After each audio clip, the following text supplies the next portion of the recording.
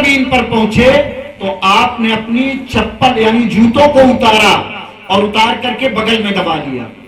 لوگوں نے کہا اے میرے پیغمبر آپ نے ایسا کیوں کیا؟ اس زمین پر آپ نے اپنے جوتوں کو کیوں اتار لیا؟ تو حضرت موسیٰ علیہ السلام جواب فرماتے ہیں یہ وہ عظمت والی جگہ ہے جہاں سے مجھے آخری پیغمبر کے آنے کی بو آ رہی ہے، جہاں سے مجھے آخری نبی کے آنے کی خوشبو آ رہی ہے.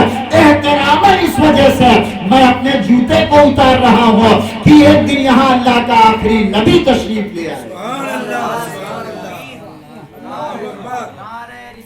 ایک دن اللہ کا آخری نبی آئے گا.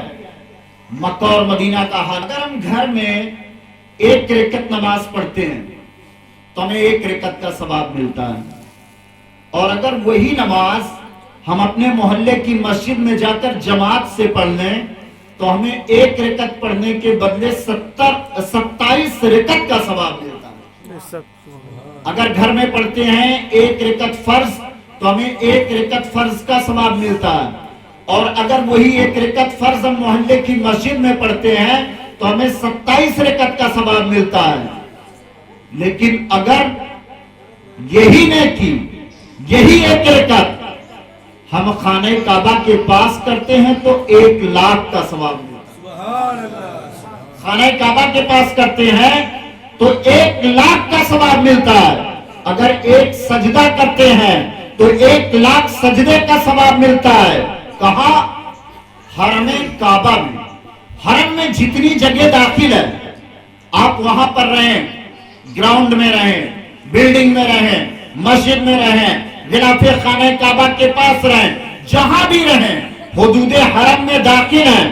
اگر آپ نے ایک مرتبہ کلمہ طیبہ پڑھ لیا نا تو 1 لاکھ بار پڑھنے کا ثواب ملے گا. لیکن بینیفٹ کیا وہ بتانا چاہتا ہوں. اگر آپ نے ایک نیکی خانہ کعبہ کے پاس مکے میں کیا تو ثواب ملے گا 1 لاکھ کا. لیکن اگر ایک گناہ کر لیا تو گناہ بھی ملے گا 1 لاکھ کا. اس کا عذاب جو ہوگا وہ بھی 1 لاکھ گناہ گنا جائے گا. لیکن آؤ اسی کو مدینہ میں دیکھتے ہیں. اگر مدینے میں کوئی ایک رکعت نماز پڑھتا ہے، مسجد نبوی شریف میں اگر کوئی ایک رکعت نماز پڑھتا ہے تو اس سے 50,000 رکعت کا ثواب ملتا ہے. 50,000 رکعت کا ثواب ملتا ہے. تو آپ کہیں گے کہ اس کا مطلب یہ ہے کہ مکہ زیادہ عظمت والا مقام ہے، مکہ زیادہ عظمت والی جگہ ہے. اب میں فائدہ بتانے جا رہا ہوں. مکے میں ایک نیکی کریں گے 1 لاکھ کا ثواب، ایک گناہ کریں گے 1 لاکھ کا عذاب. مدینہ میں ایک رکعت پڑھیں گے 50,000 کا ثواب. لیکن اگر ایک گناہ کر لیا مدینہ میں تو 1 ہی گناہ کا عذاب. اگر مدینہ میں ایک گناہ کیا تو 1 ہی گناہ کا عذاب. ہم کیا سمجھتے ہیں کہ ہم جو کرتے ہیں اللہ کے رسول اس سے باخبر نہیں ہے، اللہ کے رسول کو اس کی خبر نہیں ہے. معاذ اللہ آج کے دور میں ان بدعقیدوں نے یہ ذہن بنا دیا، ان وہابیوں اور دیوبندیوں نے یہ ذہن بنا دیا کہ معاذ اللہ نبی مر کر کے مٹی میں مل گئے ہیں، ورنہ کل بھی میرا نبی زندہ تھا، آج بھی میرا نبی زندہ ہے، اور صبح قیامت تک کوئی میرے نبی کا جواب نہیں. اللہ کے رسول صلی اللہ تعالی علیہ وسلم کے معجزات پر اگر میں آ جاؤں تو بات بہت پھیلتی چلی جائے گی. میں بتانا یہ چاہتا ہوں کہ خانہ کعبہ اور مدینہ ہے کیا چیز، مکہ اور مدینہ کی عظمت کیا ہے. ابھی یہی کیا عظمت کا ہے کہ اگر ایک رکعت پڑھو تو 1 لاکھ کا ثواب ملے، ایک رکعت پڑھو تو 50,000 کا ثواب ملے. اور بتاؤں یہ تو مسجد نبی شریف کا مقام ہے. اللہ کے رسول صلی اللہ تعالی علیہ وسلم ارشاد فرماتے ہیں، خود نبی کی حدیث ہے، من زارا قبری وجبت لہو شفاتی، جس نے میری قبر کی زیارت کی اس پر میری شفاعت واجب ہو گئی، اس پر میری شفاعت واجب ہو گئی.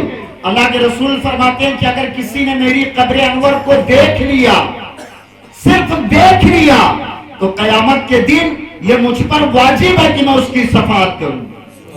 کتنا सस्ता सौदा है, कितना आसान सस्ता सौदा है जन्नत का। मैंने इसी बात की अक्कासी किया था कि सस्ता हुआ है खुल्द का सौदा जमीन पर, जब से बना है गुंबदे खजरा जमीन पर। ढूंढो फरिश्तों अर्श पे तुम ऐसी बंदगी, जैसे हुआ हुसैन का सजदा जमीन पर। सस्ता हुआ है खुल्द का सौदा जमीन पर। अल्लाह के रसूल फरमाते हैं कि मेरी कब्र की ज़ियारत अगर किसी ने कर लिया तो उस पर मेरी शफाअत वाजिब हो गई। आका करीम सल्लल्लाहु ताला अलैहि वसल्लम की शान बहुत बुलंद वाला है। अच्छा एक बात बताएं, हम और आप नमाज पढ़ते हैं, रोजा रखते हैं, तिलावत कुरान करते हैं, कोई बीमार हो जाता है तो उसकी इयादत के लिए जाते हैं, करते हैं ना ये सब?